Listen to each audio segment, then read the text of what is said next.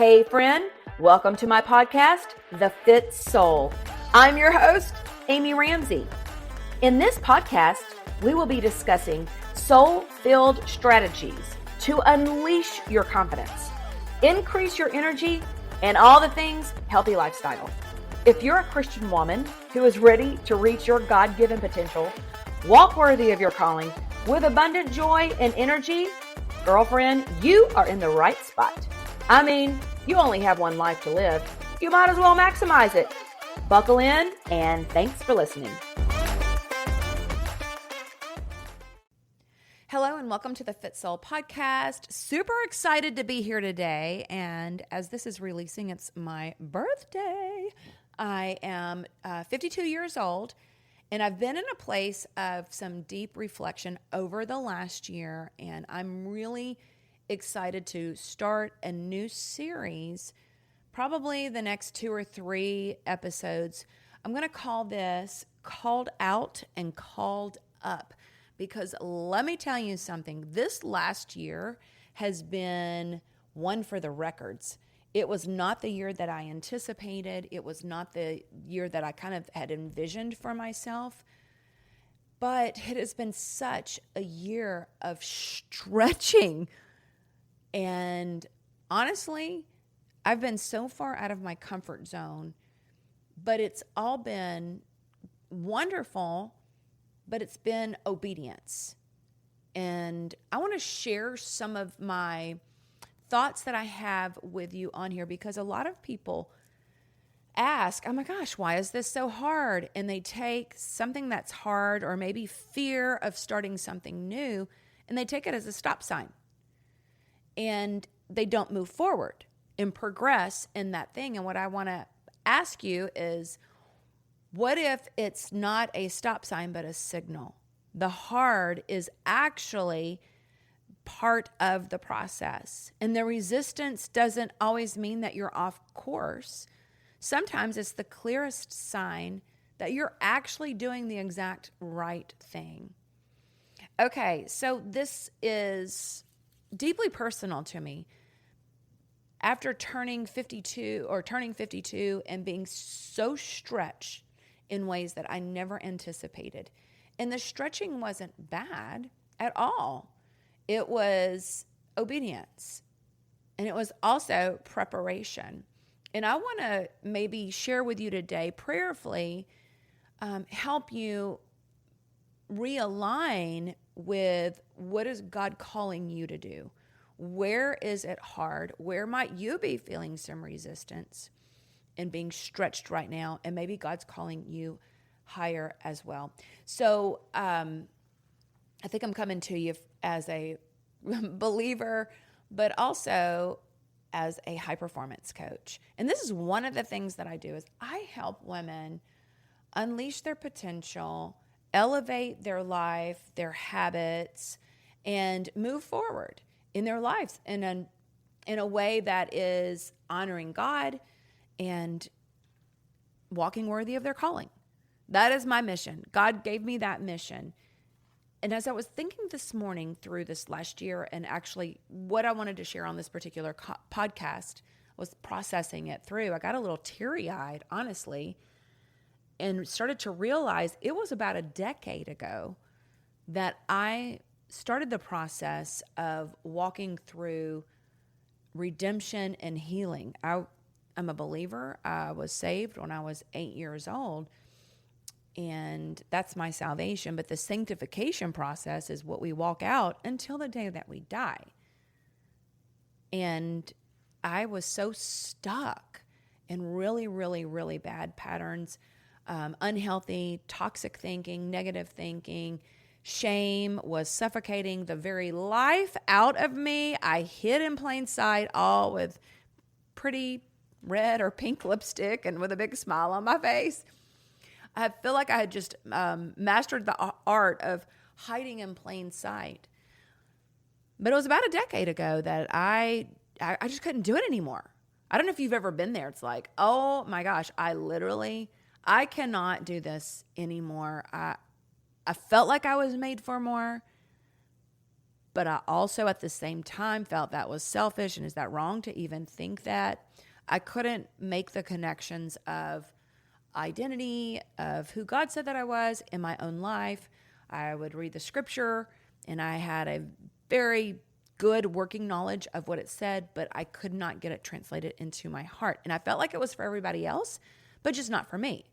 And that's what the enemy does. He comes to kill, steal, and destroy. He never wants you living fully alive and unleashing your potential. So there's a very real target on our backs, and especially when we get started moving forward in the things of God. So back to this year, we went to Italy last fall. And while I was in Italy, I had a kairos moment, a moment in time that was not just chronos. It was a God moment.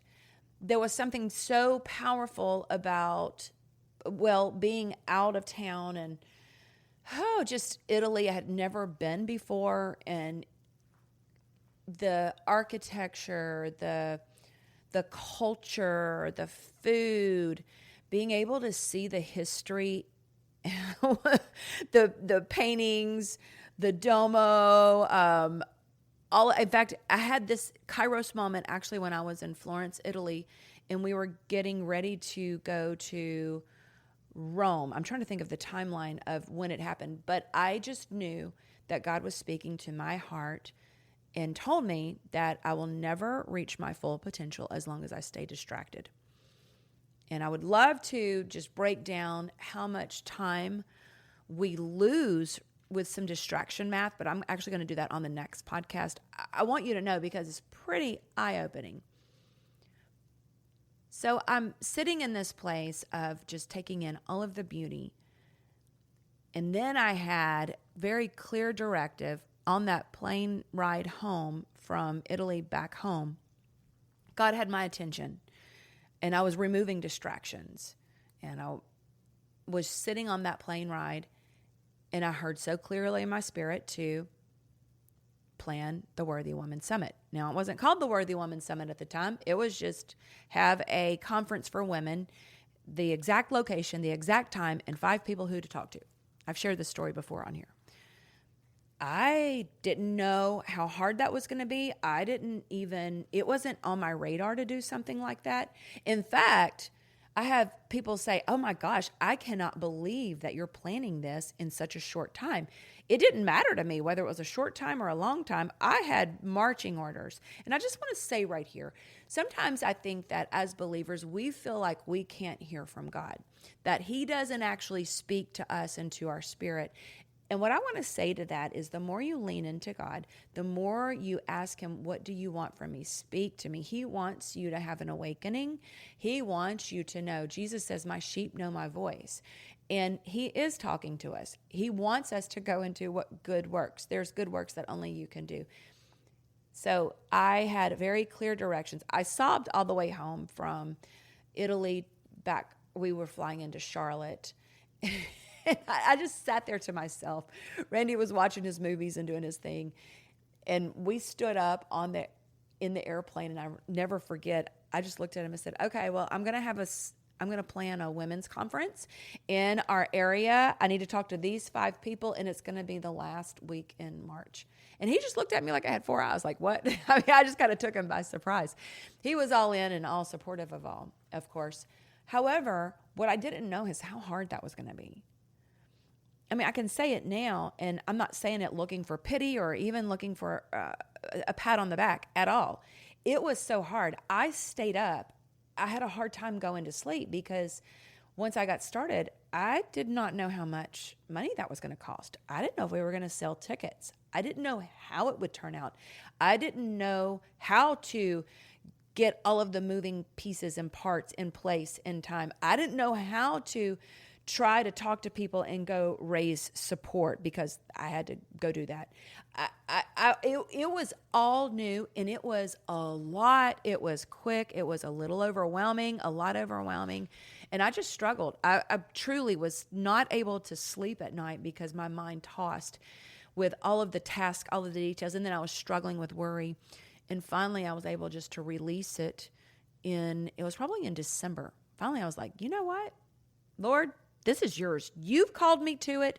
You're going to have to help me through it because I am not equipped to do this on my own. What is that scripture that he qualifies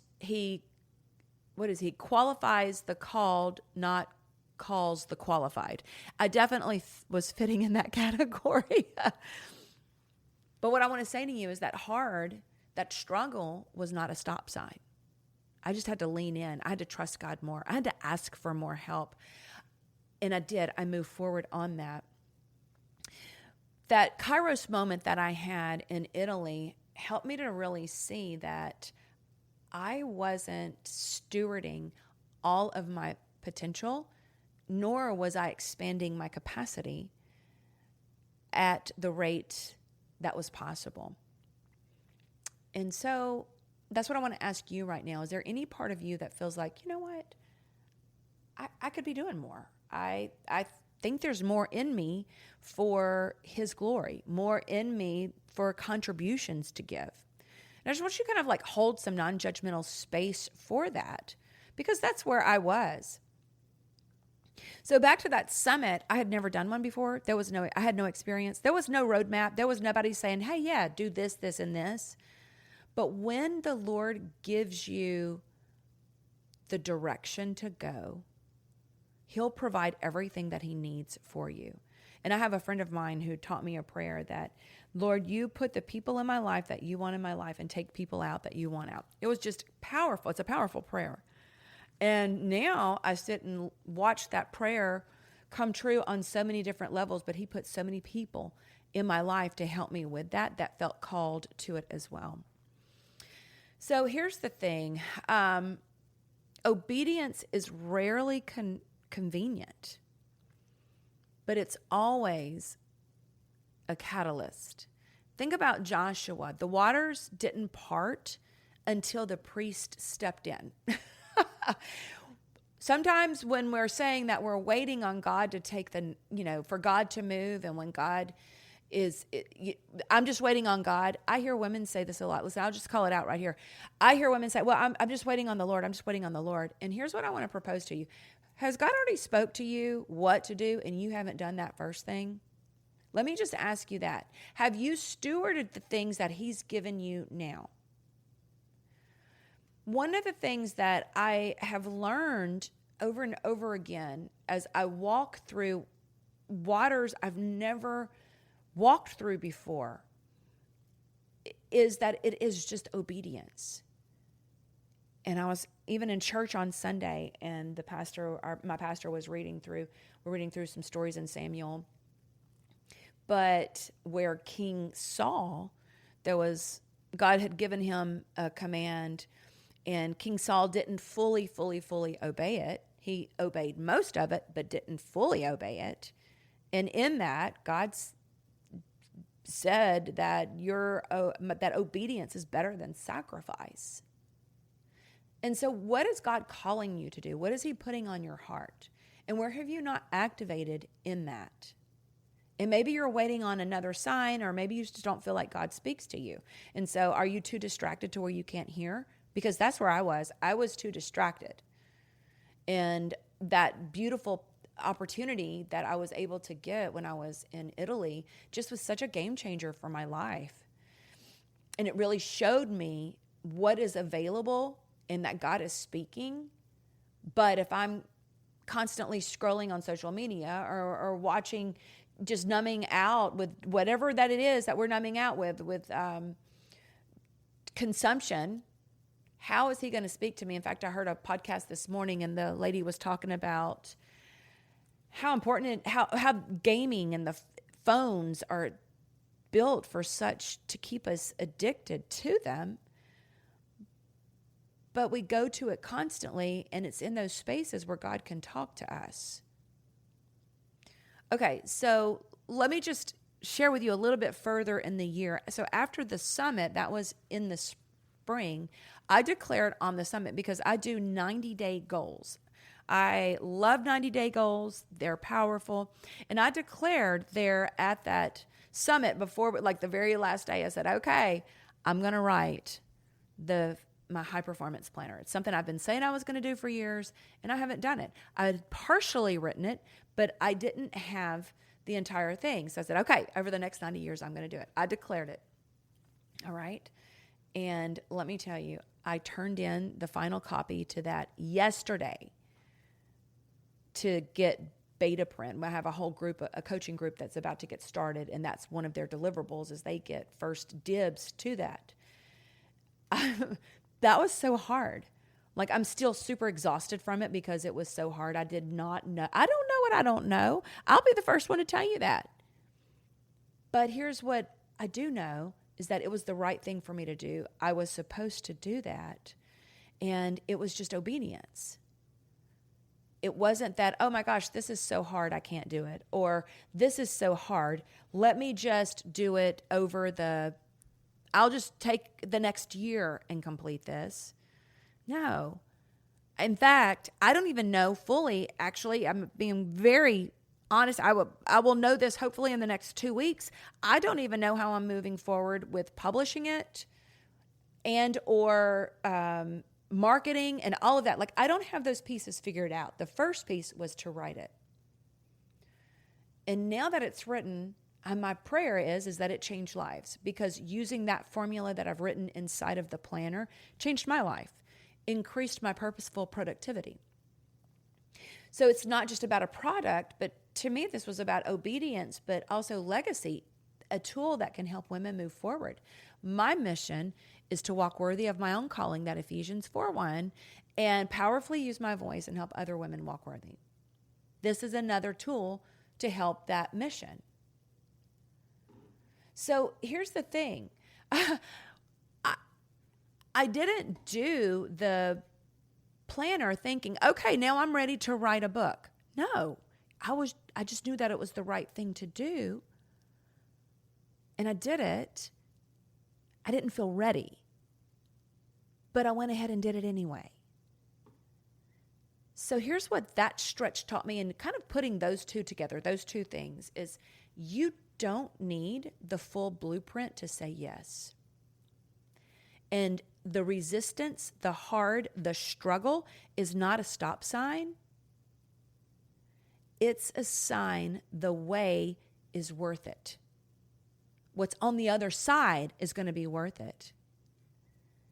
And what you learn in the process is part of who you're becoming to step into that. So I want to give you a couple of things to help you shift for your stretch season as well. Maybe you're in a stretch season. Maybe you're in the place where you're ready to walk some things out too, but you're facing some resistance. You feel the struggle. Heck, this could even be in your own health and wellness journey, right? So here's mindset shift number 1 is shift from am I ready to am I willing? You moving forward in obedience is key. This is what God expects of us. And delayed obedience is disobedience. You're not going to feel confident when you're moving forward right away. That's part of the process.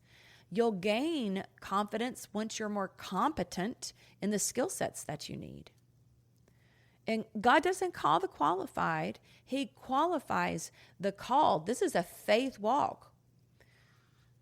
Every elevation requires separation. You may want to write that one down. Every elevation requires separation. You can't carry everything or everyone you used to. Every time you level up in life, it is going to demand that next level version of yourself. The one that's more resilient, the one that's a stronger mindset. Every time God takes me through an elevation, it shakes the very core of who I am. And I have to build a different level of thinking and dreaming and imagining and envisioning of what God wants. Okay? So what are you waiting to feel ready? Can't get my words out. Okay. What are you waiting to feel ready for that God's just asking you to start to get after it? This is kind of funny. We were out to dinner with our kids, and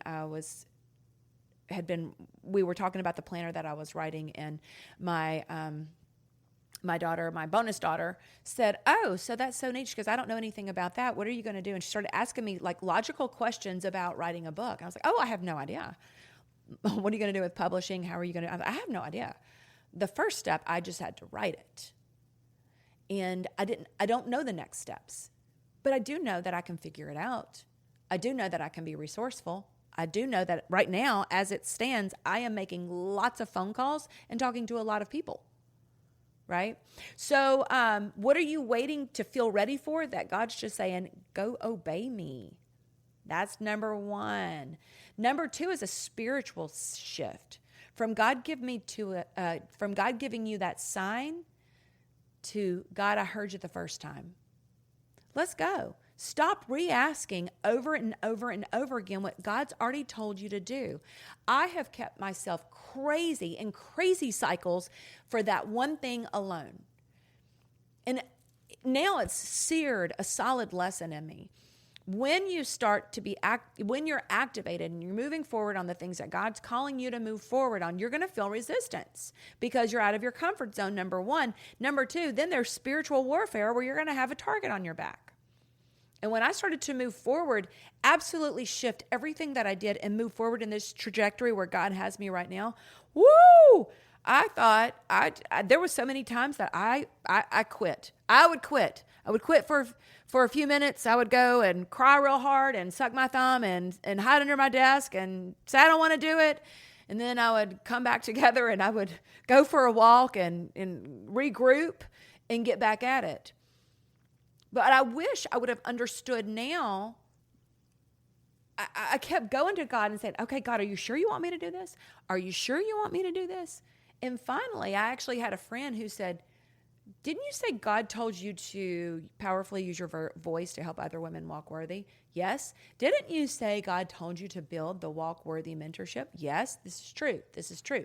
Then why are you asking him the same questions again? He's already told you. He's already spoken what to do. That was such an aha moment for me. It gave me the permission to build instead of constantly going back and asking the same question. It's kind of like if you've got like a little child and they're like, hey, can I have this? My grandson calls me Mamie. Hey, Mamie, well, he doesn't talk yet, but if he did, hey, Mamie, could I have this bag of Cheetos? And I'm like, sure, of course you can have the bag of Cheetos. And then he comes back and says, but wait a minute, can I really have the bag of Cheetos? Yes, of course you can really have the bag of Cheetos. Go ahead and eat them up. They're yours. And then comes back just 10 minutes later, still holding the bag, scared to open the bag. But can I have that? And the answer was yes all along. But that insecurity and the self-doubt keeps us from moving forward. And I just want to share with you, like in so much love, because I've been there so much, is just fear. That's all it is. It's fear. I also believe it's the enemy saying, he kind of hitting you with that insecurity. Like, yeah, you're not ready. Look at her. She's ready. Like that puts us in that comparison lane of when we're scrolling and we see so-and-so and man, they got all their stuff together. They're like, where you're on chapter 1 in your book or chapter 2, they're on chapter 439. So polished, so eloquent, so got all of the things pulled together. And you're like, but, that is the enemy. That is the enemy. And that is comparison. So we have an audience of one, and that is what we need to focus on. To God, I heard you the first time. The first instruction is still your assignment. And it really is important that we really do move forward and activate on the things that God is calling us to do. And to know that he's a good God. And he's so gracious and he's so patient with us, isn't he? I love him so much. Okay, the anchor verse here is Psalm 119, 105. God, your word is a lamp to my feet and a light to my path. So what is the last thing God's told you to do that you haven't quite activated on yet? Go do that. Let's get activated on that. The third thing is an action shift from it's too hard to this is what I must do. It's such a different, just kind of think about that. Even say that out loud if you don't look crazy, if you can say it out loud wherever you are. From, oh, this is just too hard to, oh, I have to obey God. Let me go do it.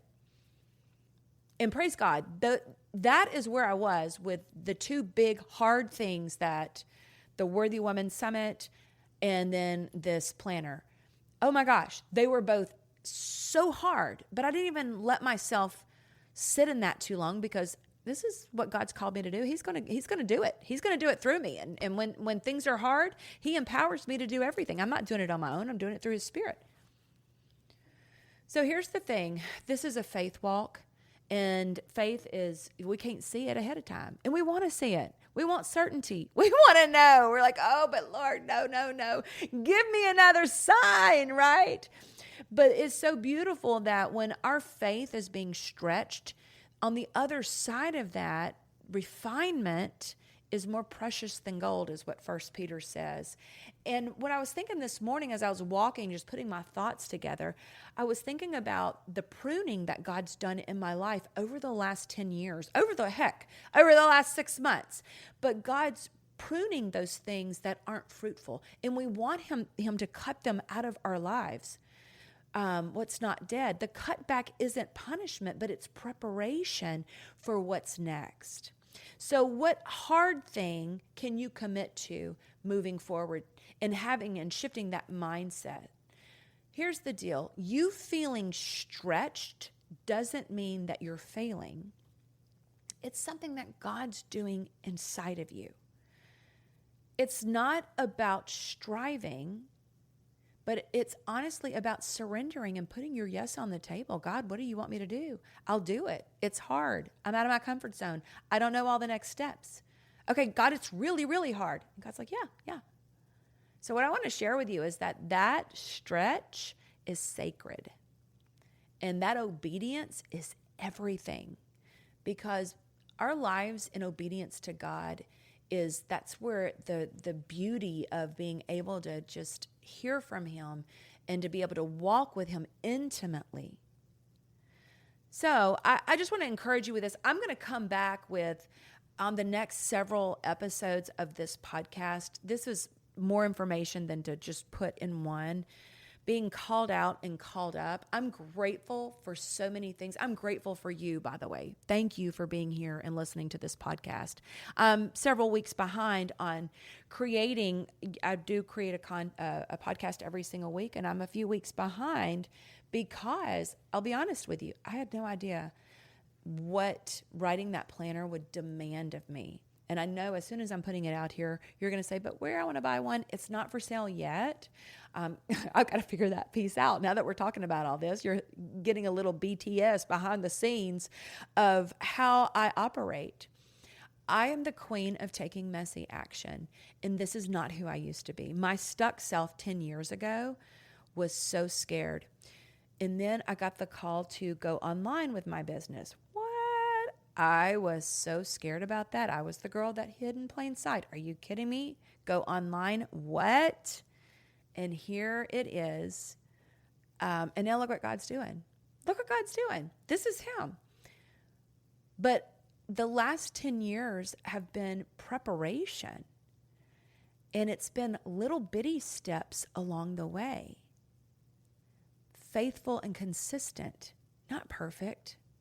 I had to learn a lot I was thinking about that this morning. I was like, it was so interesting to do the summit required a whole bunch of skill sets. A lot of them I'd never put them in use for a summit, but when it came down to it, I was like, oh, okay. So asking for sponsors to support it, by the way, if you want to support Worthy Woman Summit 2026, holler at your girl. But part of that is the same skill sets that I used with fundraising for St. Jude, for Make-A-Wish, for breast cancer awareness, things that I love to do and support good causes. I'm like, oh, okay, well, that's kind of a skill set. And then rallying the troops and getting a team, that was, again, a skill set of leadership and pulling things together and making them fun.